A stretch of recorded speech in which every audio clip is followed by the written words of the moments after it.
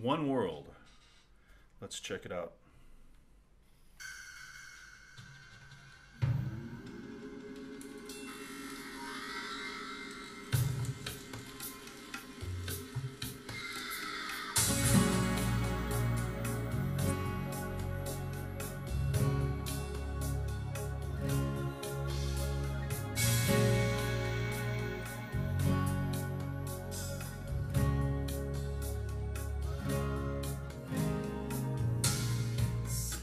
All right, some really nice chords. It's not a super difficult song, just a couple of interesting things to mention here. So obviously we have a capo. The song is in D flat major, with a chorus in F minor. Okay, so you cannot, as far as I would never say never, but you can't play the voicings of the chords that he's using without a capo. So what we're going to do is we're going to call this song, we're going to say this, that the verse will be in C and the chorus will be in E minor and the solo will be in E minor and the bridge will be in C, rather than the original keys of D flat major and F minor. I am going to do the solo, which will be at the end of the video. Usually I do everything in sequence, but what I'm going to do, because I think many of you, the three of you who watch these videos, I don't know how interested you are in the solo, and this song it's a little weird because of the capo. So I'm going to do the solo without the capo, and we'll put that at the end. Okay, so let's get on with these chords. So we've got a key of C, and we start on the 4 chord here, and we have a first inversion chord. So it's an F with an A in the bass. So like the first chord of Wouldn't It Be Good is an F with an A bass. This time it's an F sus2 with an A bass. So an F sus2, that's the sus2 is the G. Excuse me. So you need an open G string. Now we're going to refer to everything as if we didn't have a capo. All right, so let's get that out of the way to start with. So instead of making a regular F chord, just pull your middle finger off. All right, and you get this chord.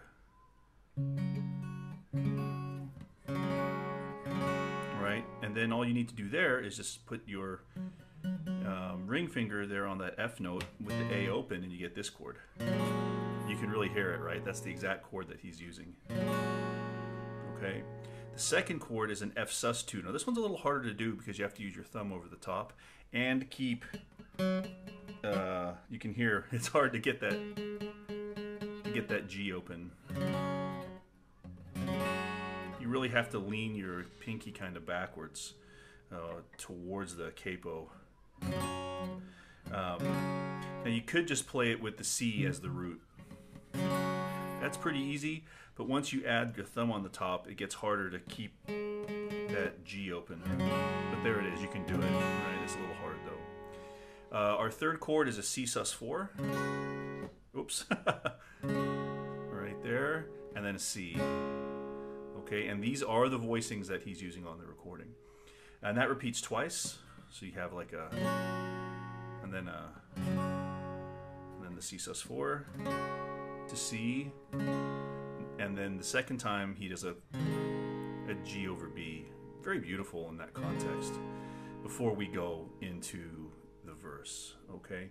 So it's basically a 4 to 1, and then we have a second inversion 5 chord just before we go to the verse, okay? So let's scoot back a little teeny bit. Now, by the way, you could also, just one more thing, you could just kind of claw these chords if you don't want to use the pick, okay? Either way will work. All right, so let's do the verse. We'll do a playthrough, and then we'll come back and talk about the chords.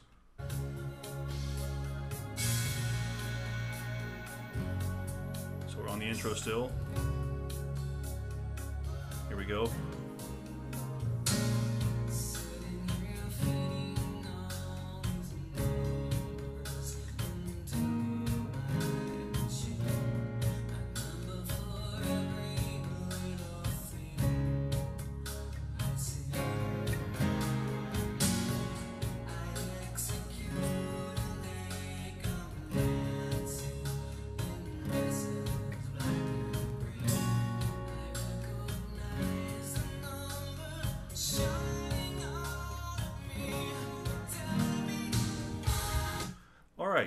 awesome stuff. So the chords are up, and let's just go through and make sure there's no misunderstanding. So our first chord is a C over A. So there's our C chord, right? And we're going to take away our finger up top. So we have an A bass over a dyad right there, the F and the C, right? So it's just a 3-note chord. Okay. Sounds better plucked than strummed because you have that that A against the G, right? You've got that whole step dissonance right there, which kind of throws it off unless you pluck it, just because then you get that 1/3, 1/3 relationship with the A to the C in there, right? So sounds better plucked, but if you strum it, whatever. And then the F sus2, same as the intro, a C sus2. Now the G sus2, that's really built on that chord, the Kershaw G chord as I call it, which is in the Riddle, Oxygen, a few others, where he usually plays it like this with the open B. There's your sus2 right there, right, which is your A note. But I think in this song it sounds better with the 5 in the chord, the D down here. Okay, so there's your G sus, and then that's going to go to a G over B, and then we're going to move to the F sus2 over A, another F sus2, back to a C sus2, and then we have a C sus2 over G. So in that case, all you have to do is just add the G note, right? So there's your C sus, and there's your C sus over G, right? G over B again, F sus over A, F sus, C sus, and then the verse ends with a C over G to a D over F sharp. So nothing really difficult or challenging in there. So the key change is set up by this chord here, the D over F sharp, because our chorus goes to F minor on the recording, E minor relative to the capo. So moving from C to E minor, yeah, not a big jump, but that chord there, definitely outside the key of C, a D over F sharp. It's actually a secondary dominant borrowed from the key of G. And F down to E is a nice, F sharp down to E is a nice move, or D up to E, whichever way you want to think of it, gives us a nice transition to the chorus. So again, in the verse, whether you want to just do your single pop, you know, just kind of clawing it, or with your pick, either way, okay? So that's the whole verse. Now let's move into the chorus.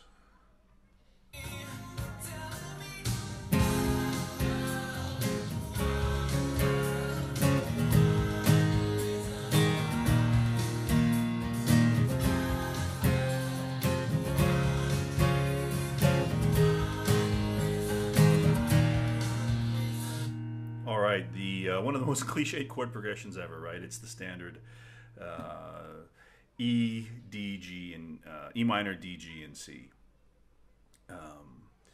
Now, the way that I played that straight ahead, just E, C, G, and D. Now, there is another way to do this that I've come up with, and I'll show you how I'm doing this and see what you think, and you can take the one you like better. So let me play through that chorus again with my my kind of altered version of those chords. Let's go.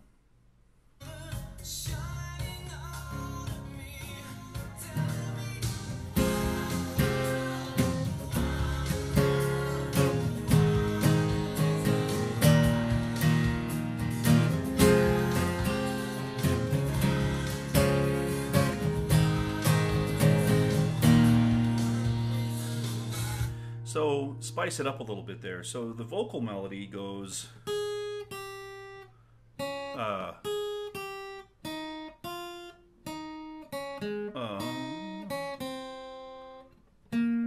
right, there's the vocal melody.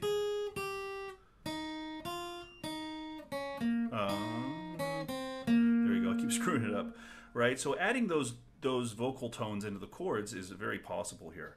So instead of an E minor, we're going to play a modified E minor with the third here on the bottom. So one love. So that F sharp note gives us an E minor add 9. One love, one dream. So you play a C add 9 to a C. one dream, and then the G, one reason, D. So on the C, you just play on the G rather, you play a G, just like that, and then a G sus4, which is here, to a G with an open B, to a D. So all you're doing is just really like that.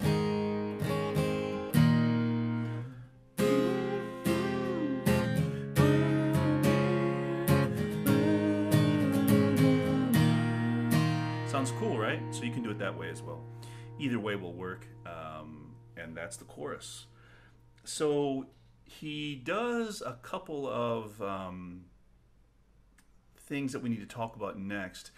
You can call it a re-intro. You can just call it the bits between the first chorus and the second verse. Let me scoot back a little bit and let's just listen, because the last line of the chorus, one reason why, what's the last word? Yeah, one reason why is on that F sus2 over A. All right, so let's just listen to that and then we'll play through that transition from chorus 1 to verse 2. There, right there.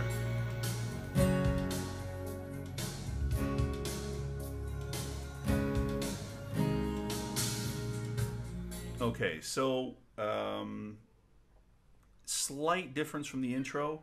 So we have the same F sus over A to F sus, but this time he stays on a C sus4, and then C sus4 over G to the G over B before returning to the C5 over A. Okay, so there's a lot of little fiddly bits in here, and I have this song is a lot of work, by the way. I've put a very comprehensive chord chart, okay, and song chart, whatever you want to call it, in the description below. I highly recommend you look at it. It's also got the solo tab in there, and it tells you what each little bit is going on sequentially through the music. So that brings us to the second verse, which is the same as the first. Second verse, same as the first. And the second chorus is the same, nothing different, except it repeats instead of twice. I think it goes 4 times. And then at the end of the fourth repeat, is it the fourth or the third? I can't remember. We'll take a listen. Just after that, we're going to go to the solo or the bridge, whatever you want to call it. Let's call it a solo. And there's going to be one little additional chord that's going to transition us into the solo. So if we scoot forward here a little bit, let me see if I can get this right, and we'll just listen to the end of that second chorus.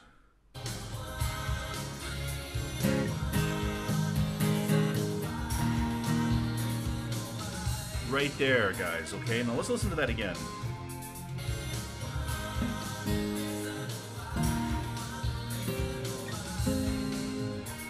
Okay, so what's happening there is we're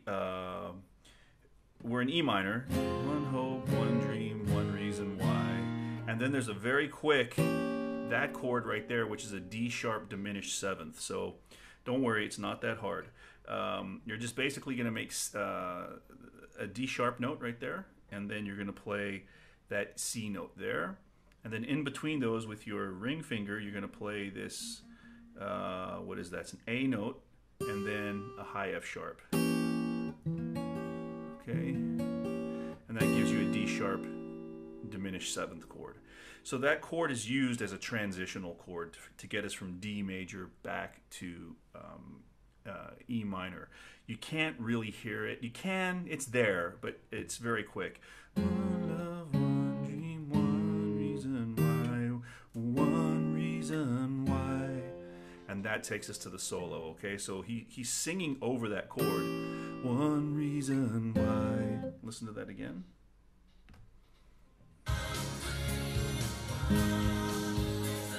Right here. Okay? So watch out for that, okay? D sharp, diminished 7th chord. All right. Now that takes us to the solo. Again, that'll be at the end of the video. But let's talk about the chords that happen here. So I'll just play over those. All right, so here we go.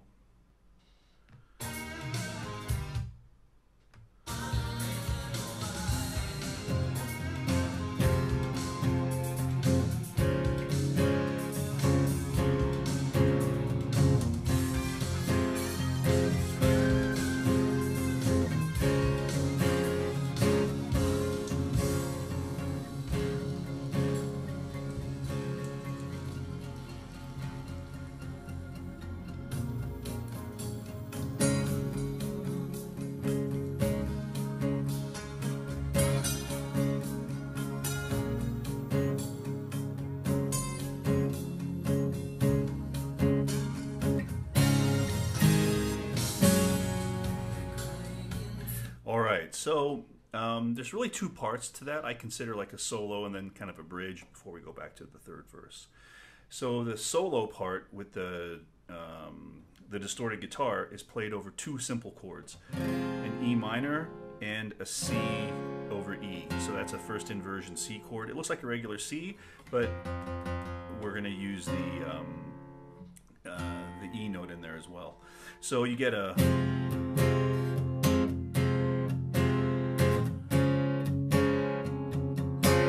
there's the E bass. So twice. The second time it just fades kind of down, and you hear the bass kind of walking down the scale. Kind of fades out and fades out, and then just kind of on that E note, and then a C sus2 comes in, and that's where you hear the clean fills. Those clean fills, right? Also at the end of the song. And that's 7 bars of the C sus2 before the keyboard stabs of a G over D, a G, C over G, and then you have a full G chord before you go back to the F sus over A. So all that chord stuff's up on the screen. We'll play it one more time in a second. But the third verse is only half a verse, okay? So instead of starting on C5 over A, the last verse starts with F sus over A. So it's half a verse, the second half that you usually play. So let's just do that, I don't know what you want to call it, that solo one more time. So let me see if I can find it. Listen to the drums, by the way.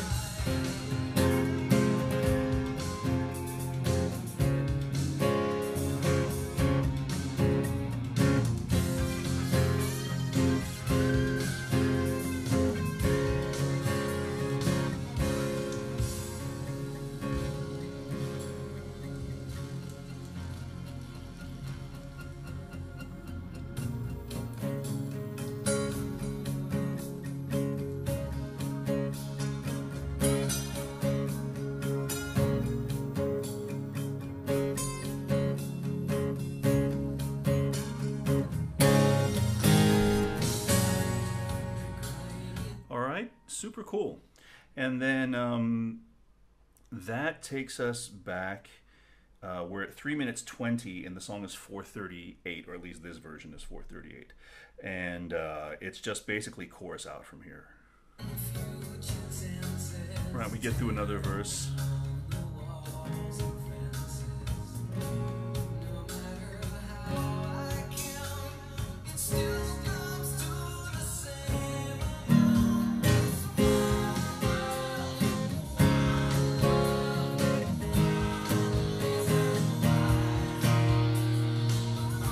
So it's just chorus out from there. So if you're interested in, I'll try to speak correctly. If you're interested in the solo, stick around. Otherwise, thanks for watching, and we'll see you later. All right, so the solo, we're going to do this just without a capo. So we're going to do this in F minor, not the greatest guitar key. You know, just take E minor, move it up a step. So let's take a listen.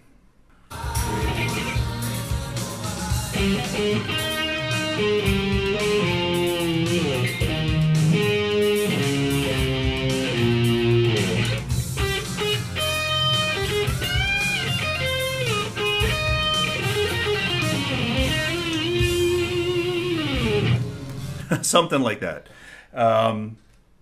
Yeah, I guess we'll just go through this bit by bit and break it down here. So let's just start at the start.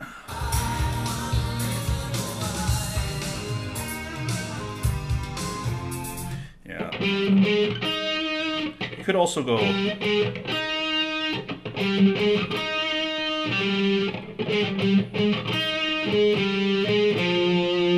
So that's all S, straight up F minor. Right? Straight up F minor. Starting on the 9th degree of the scale, right on the G, right? F G, right?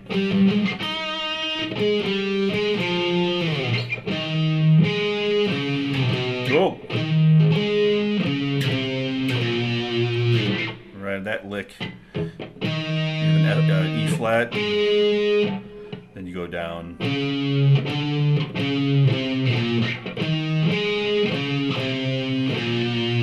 Down to the B flat, right? Which is, yeah, you know, it's the fourth note. So all together there. Add a little bar in there.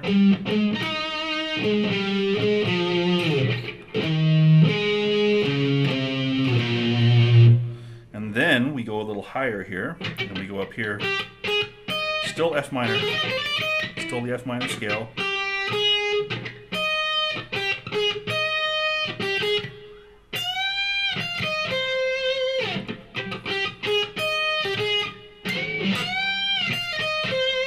Listen to that part there.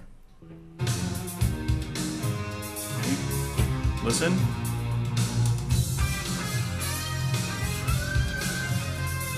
Definitely doubled with two guitars.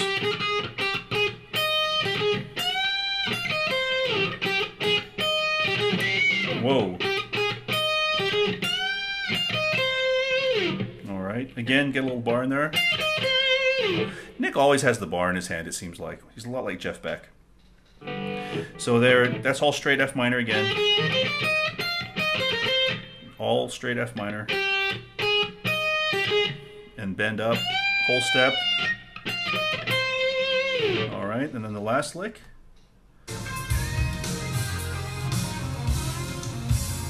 All right, so that last lick, after that, you come back down here. So you're on a G flat. Now there,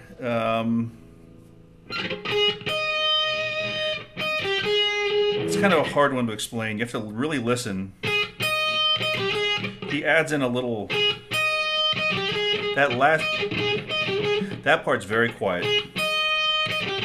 and then the last run goes.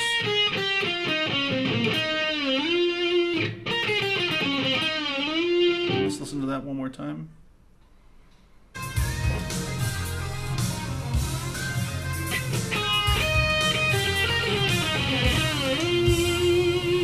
Alright, so the tab's all up there. There's nothing really too difficult about any of that stuff.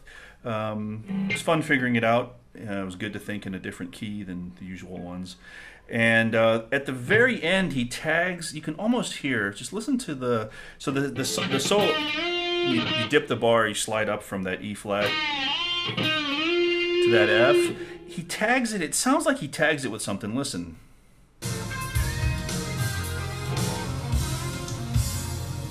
It sounds like he's hitting a.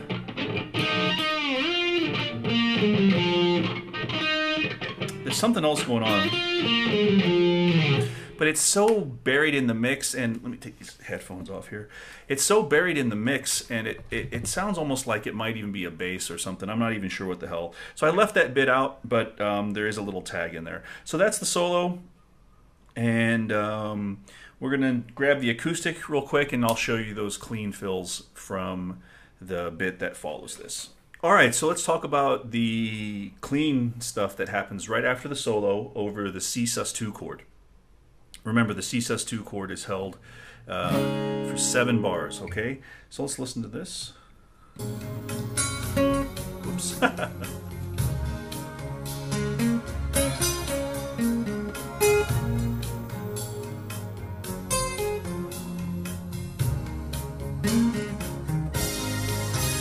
All right, so that stuff there is all in C. So you come in with a, you want to pop this first note, right? You want to pop that with your finger, kind of like you're doing a pop, slapping and popping with a bass. And that looks like a C sharp, but it's really a C, right? Because of the capo. And then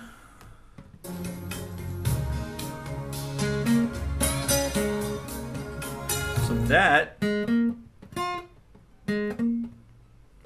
is just super easy. Tabs up. Then you tag it with that G there. And then